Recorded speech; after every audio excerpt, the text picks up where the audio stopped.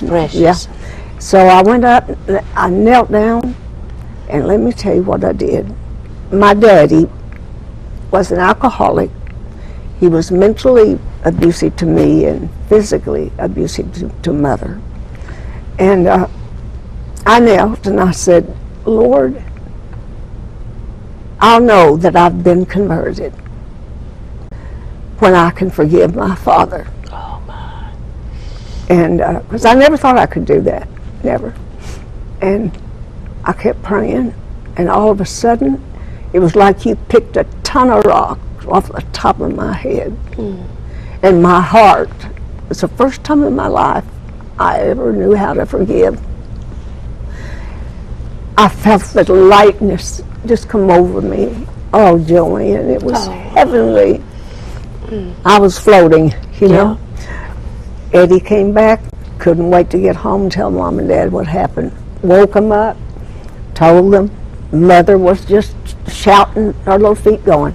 Yeah. And Daddy got mad. Oh. Yeah, and he had an acre of corn that they were raising for Mother to can. He went out there in the middle of the night and tore every bit of it down. He was mad because I could sing. Oh, no. Yeah. So he told me, he said, well, you have a choice of singing country and staying at home, or gospel and leaving home. I said, I choose leaving home. But Dottie, you were so young. I know, but at 12 back then, see, there were 9 children living in my family, and we had it hard. We were poor. And Mother knew I had the call of God on me. Yeah. And But she couldn't go against your daddy, could she? No. She wouldn't. She wouldn't, because she was under such control. Yeah. She wouldn't go against Daddy. And finally, we decided that's what I'd do. So Mama had one of those cardboard suitcases. You've seen them. Oh, yeah. And what few little old rags, really, that I had, we got together, and Mother washed and ironed them. And she said, honey, you need a nice dress to wear. And I said, well, Mom, we can't afford that. And she said, well, I'll be back. She went in her bedroom and came out with the best dress she had. I know, I might will cry on you on that one. Oh, my. And she said, honey, you get on that old horse out there. And it was about 5 miles up the road to a little lady that sewed for a living. She said, get her to cut that dress down to fit you. So I took it, sat down on the screen porch and waited. Every once in a while she'd come back and she'd say, little Dottie, let's try it on again. And the more she did it, the more I cried. And when she got it to fit me, I didn't want to wear it, you know. Yeah. I wanted to say, put it back together. But I rode back home, showed it to Mother. Oh, honey, that looks so pretty. God will get more out of that dress for you than he would for me. I can't travel. So, all right. So we got our things together, and Mother made a little tag. I'll never forget it. It had my name and address on it, and our telephone number. We had an old ring-a-ding-ding, you know, party line. And she put that number down, and we walked 7 miles to the bus, to the bus station.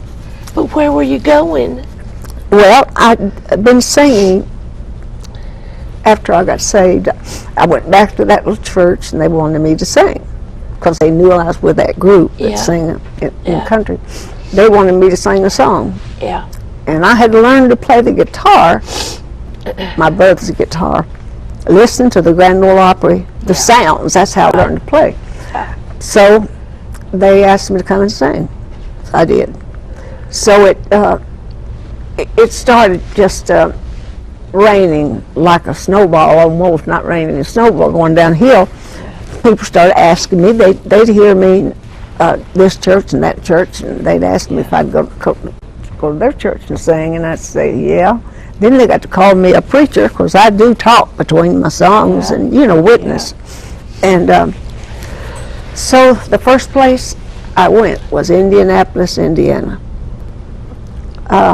But what I was going to tell you, though, when Mother and I walked me to the bus station to go to Indianapolis, I stepped up on that Greyhound step. Mother looked up at me, tears rolling down her eyes, and she said, I'll never forget this. Little Dottie, I'm going to worry God to death over you so he'll take care of you. Bless her. Isn't that fun? Oh, That's yeah. the cutest thing I ever That's heard. a mother.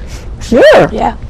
But she was the bravest little soul and the prayingest woman you ever knew. And that's what you needed? It was. I had my old guitar in a case. My brother had made it aboard his ship in 40-something. And I had that, got me a little cardboard guitar case. And I always wondered, Joanne, why I did this. But I had a little Bible, and right down where the handle is on the guitar, the neck starts. And I'd lay that Bible right there. Oh. And for years, I wondered why I was doing that. And all that was is I was saying to drunks or mean men or whatever, don't touch me. Ooh. See, that's what that was. Oh, yeah. The Lord showed me that years down the road. That's good. Yeah, it was good. Yeah. But from that day on, I never looked back. But Joanne, I would get so homesick to see my mother. Oh, I'm telling you, I want to see her. Did you ever write to her? Oh, yeah. But sometimes I take a chance at Christmas, or, something like that. I just loved, my goodness, loved her to life. So I'd get so anxious when I knew I was going to go. No matter, I'd say, Lord, I'll suffer the consequences. Just don't let him hurt Mama. And he wouldn't while I was there. No, after that he wouldn't. But what did your dad say when you'd go back at Christmas time to you? Not much. He wouldn't say much to me.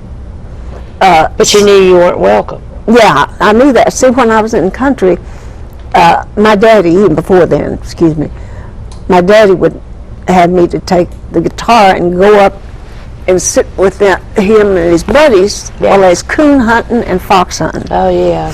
And play my music.